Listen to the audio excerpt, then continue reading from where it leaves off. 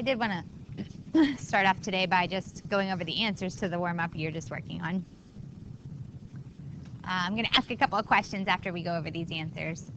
So for starters, number 1, square root of 4, that's just 2. Did anybody have that as plus or minus 2 in the room? No? Well, rightfully so. You know, you wouldn't record that as plus or minus 2. Here's the question I have for you. Does anybody know why they didn't include the plus or minus 2? Why you dropped it? It's good intuition if you did. Why do we not include the plus or minus for this? Do you know?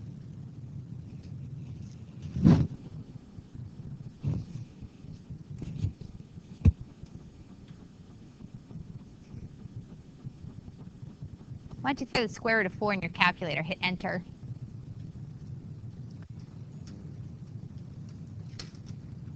What does it give you? 2, not plus or minus 2, right? Just plain old 2.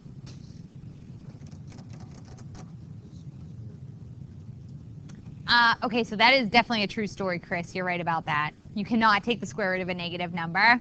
I could definitely see that coming out on your tests when I was looking at them. You guys stopped. You're like, no real solution, can't go any further. So that part of your test actually looked really, really good. That is true, but not the reason why we don't include plus or minus here. We did include plus or minus when we were solving for x. Do you remember? Like if it said x squared equals 4, you took the square root of both sides, you included your plus or minus. You guys were pretty good at that. There was a problem on the test where you had to do x squared equals 14, or I'm sorry, x squared equaled 196. You took the square root of both sides, you got plus or minus 14. So that looked really good. You guys did a nice job with that. But that's not the same as this. We're not solving for x, Jonathan. No, negative 2. Quantity squared, negative 2 times negative 2 is positive 4. The idea here, little, sort of paradigm shift for you folks. The square root of 4 in this particular problem, we actually read this symbol right here. In case you haven't heard this in a while, this is read as the principal square root of 4. When you type it into your calculator, that's what your calculator is interpreting your input as. The principal square root is just another phrase for positive square root. So for these particular problems that we're going to take care of initially in this chapter, long story short, moral of the story if you will, you don't have to worry about plus or minus on your problems today or on your worksheet for tonight. We don't actually need to think about it again until we go to solve for x. That's when you have to give me all of the different possible options for an answer. And that's when we had to include our plus or minus. So for the problems today and tonight and for a while, we don't have to worry about the plus or minus. So in number 2, when you do the square root of 100, you should have just gotten 10, not plus or minus 10, which it sounds like you guys did. Number 3, do you see how the answer there is 10 root 2 or 10 square roots of 2? Who got that right? Just curious. Good job. Okay, so today is going to be a pretty easy lesson for you folks that got that right. So it's about half of you. Good job. Can anybody talk to me about how you do those? Go, John.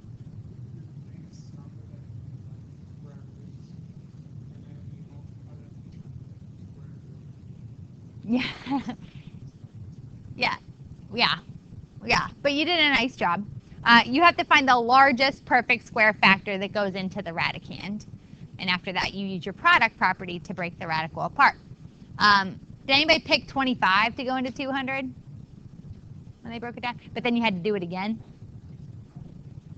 Oh, okay. So 4 was your perfect square factor, but then you had to simplify the square root of 50 again. Yeah.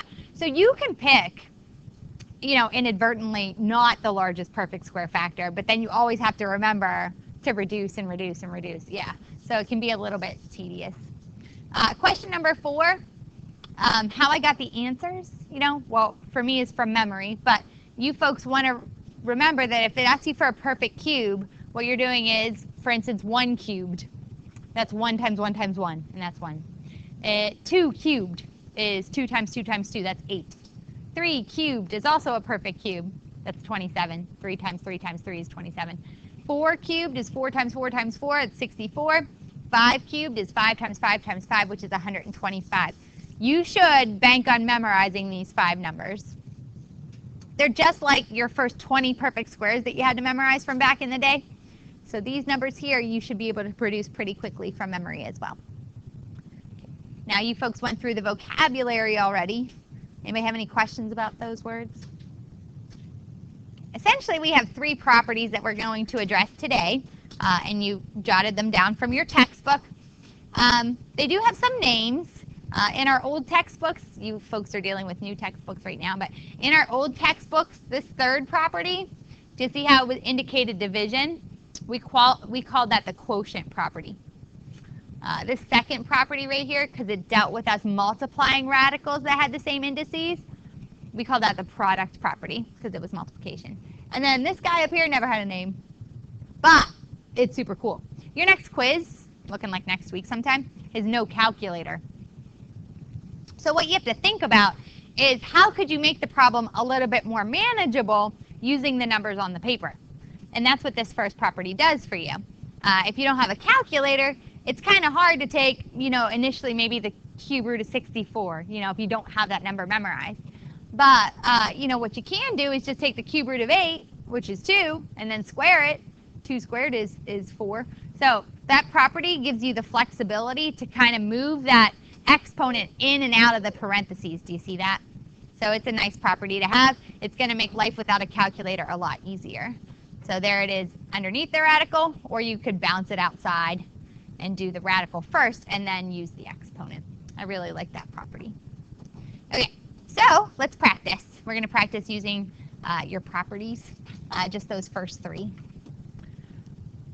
So here in example 1, we're asked to use those three properties of radicals to simplify each expression. So for part A, do you see how we're multiplying the two radicals together? That's my visual cue to use the product property. What I can do, or what the product property allows me to do, is when these indices are the same, indices, that's the plural for the word index. Some of you might notice the root. When those numbers there are the same, we're actually allowed to multiply these together and put them underneath one radical.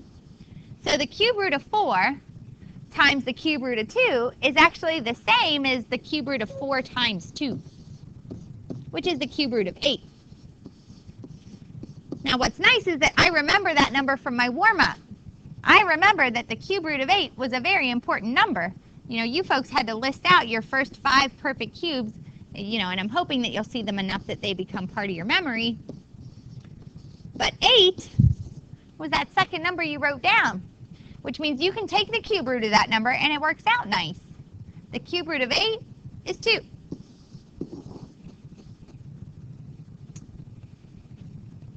Part B is that classic case where, like, oh my gosh, if you don't have a calculator, no, what are your options? Well, if you see there, I have the square root of 5, and then all of that is squared. Some of you might recall from the last chapter that a square and a square root actually undo each other. The answer would be 5. However, if we use this first property that we talked about today, I know that I can rewrite this. I can actually rewrite this as the square root of 5 squared, which is the square root of 25, which is another reason why this particular expression evaluates to 5. That's kind of neat. Different way of looking at it.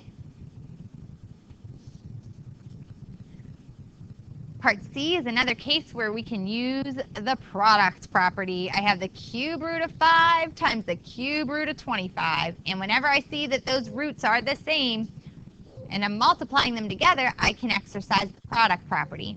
So this is actually the same thing as taking the cube root of 5 times 25, which is the cube root of 125.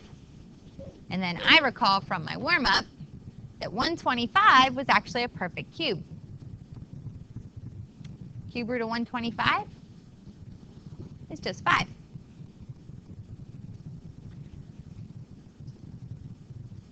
And then lastly, we have the square root of 50 divided by the square root of 2. See that division right there? That lets me know I can exercise the quotient property.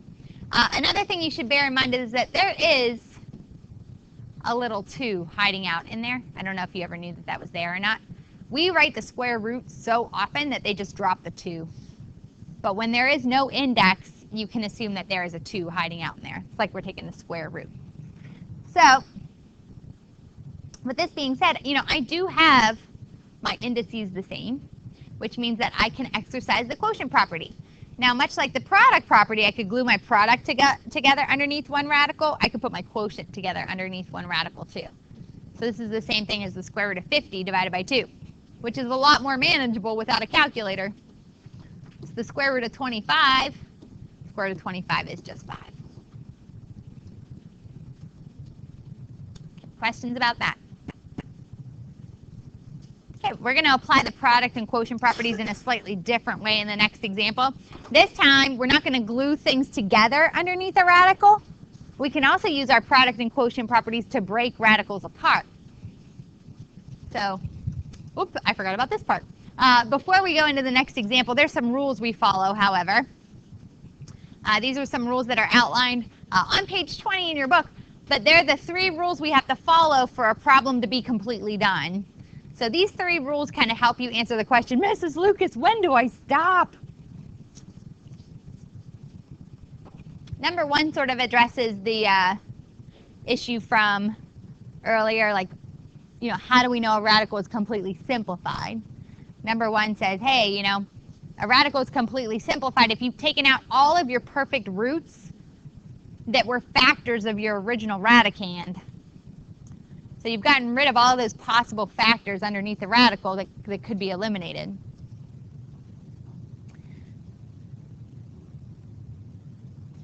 Number 2, this will pertain a little later on in the week, so this one's not so big of a deal right now. All of your fractions have to have denominators that are radical free. We never leave a radical in the bottom of a fraction. That's called rationalizing the denominator. We'll take care of that in a couple days. So that one you don't have to worry about, as well as rule number 3 there, you don't have to worry about that one yet either. We're going to take care of that in a couple days as well. She is. Thank you. Whoops. JK. Last period. She left. No, you're fine. I'm sorry. I thought she was here.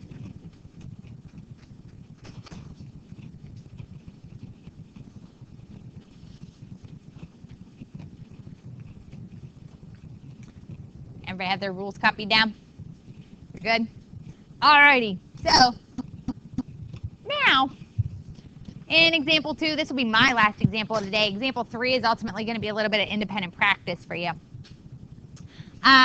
In part A, we have the square root of 32. And here's the question you need to keep asking yourself when you go through these problems. We're going to write the question down in a little thinking cloud. So you're going to draw yourself a little thinking cloud right now, like this. Here's you thinking about how do you simplify the square root of 32.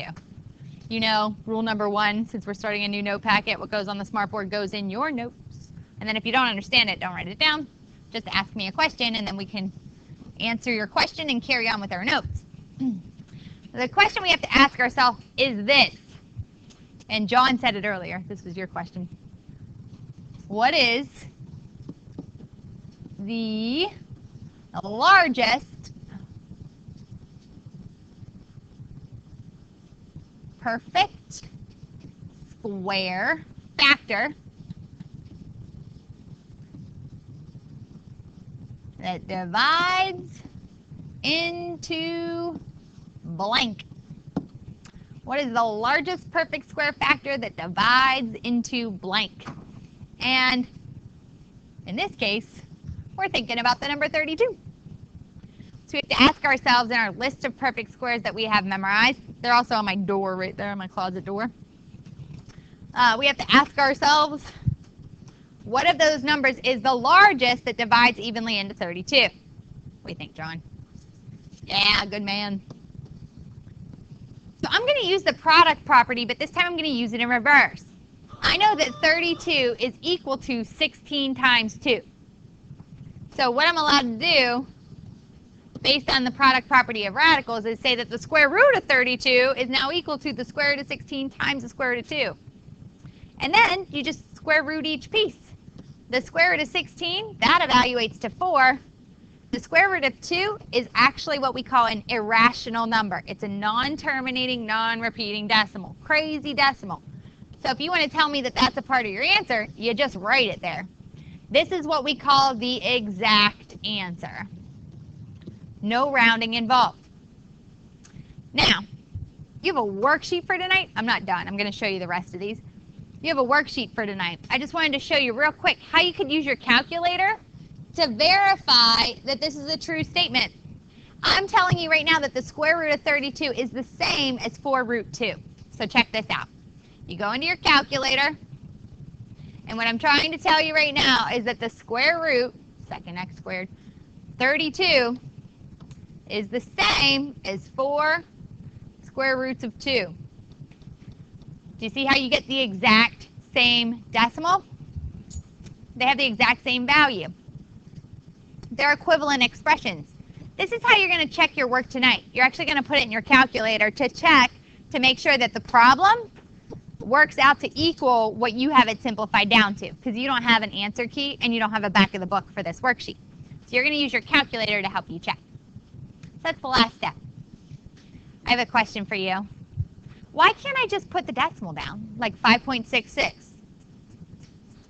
It's not exact. Very good. What's that mean?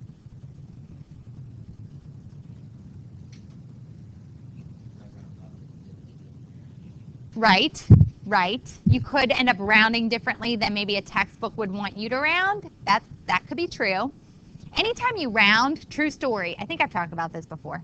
You introduce a margin of error into your answer. Like you make an approximation, which automatically isn't exact, just by nature of the definition of what an approximation is. So if you were going to tell me, hey, Mrs. Lucas, it's 5.66. Well, you rounded correctly. You did a nice job with that. That's not my contention.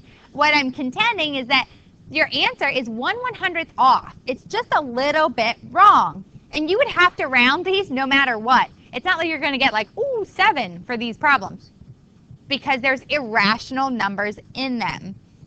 So just to show you that part again. Do you see how the square root of 2 is part of our answer? That's a crazy whacked out decimal. Anytime you take a rational number times an irrational number, the product is always irrational. That's true. Take anything times pi. Irrational. All right. Mrs. Lucas, completely irrational. I'm just kidding. Sort of. All right. 75. We have to ask ourselves, what is the largest perfect square factor that goes into 75? Go, John. Yeah, 25 times 3. Square root each piece. Square root of 25 is 5. Square root of 3 comes along for the ride. So what I'm postulating with you right now is that the square root of 75 is the same. It's 5 root 3. It better be, or I did it wrong. Bam. Do you see how they're the same decimal? Works out. I've produced the exact same decimal approximation for both. So I know I did that problem correctly. Part C, square root of 125. What is the largest perfect square that goes into 125? Bless you. Good, Eddie. Yep. 25 times 5 gives you 125. Square root each piece. Square root of 25 is 5. Square root of 5 is an irrational number. So there's your answer there. What's up? You may. Oh, wait. Can you wait 1 second? I just want to show you how to do cube roots, and then you can go. Hey, Tammy, can you do square root of 18? Good. And then what'd you get when you simplified it? Nice job. Okay, cube roots just real quick. We use the product property on these, too, to break them apart. So when I look at the cube root of 81, the cube root of 81, the question I have to ask myself this time around changes just a little bit. In the first part of the problem, I had to ask myself, well, what is the largest perfect square factor that went in? Now I have to decide what is the largest perfect cube factor that goes into 81. So for this, you probably want to look back at your warm-up. You have to ask yourself, which of these 5 numbers right here, 1, 8, 27, 64, 125, which of those 5 numbers now divides evenly into 81? Anybody know it? John? Yeah, I heard it in a couple places. It is 27. Good job. Turns out that 81 is 27 times 3, I think. Yeah. Yes. And then I have to cube root each piece. Hey, people, this is important. People that are good at math pay attention to the details. Did you see that there's a little 3 there? Please be mindful of the fact that that 3 is not there for decoration. It's not the holidays just yet, right? I'm not like decorating a Christmas tree. That 3 indicates that you had to do the problem in a slightly different way. Do you see that? So it's a different question altogether than the ones above it. I had to actually do the cube root for this problem, not the square root. That's my visual cue that I'm looking for perfect cubes. So I take the cube root of 27, I get 3 cube roots of 3.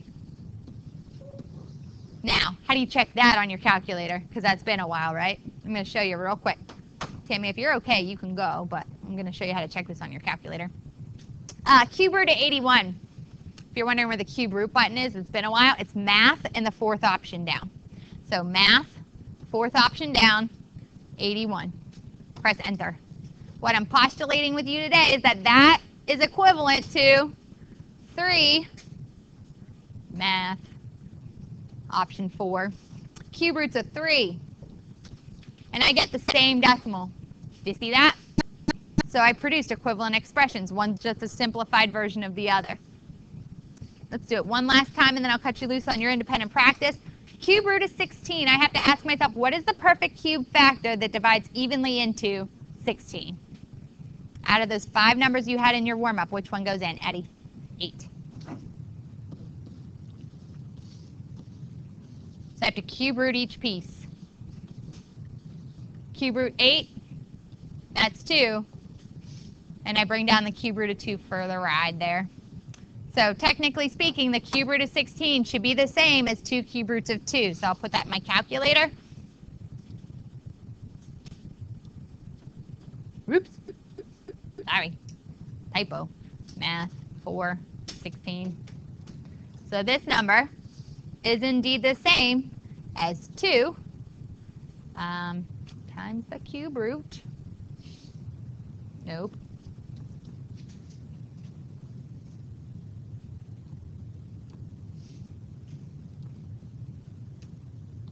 Two cube roots of 2.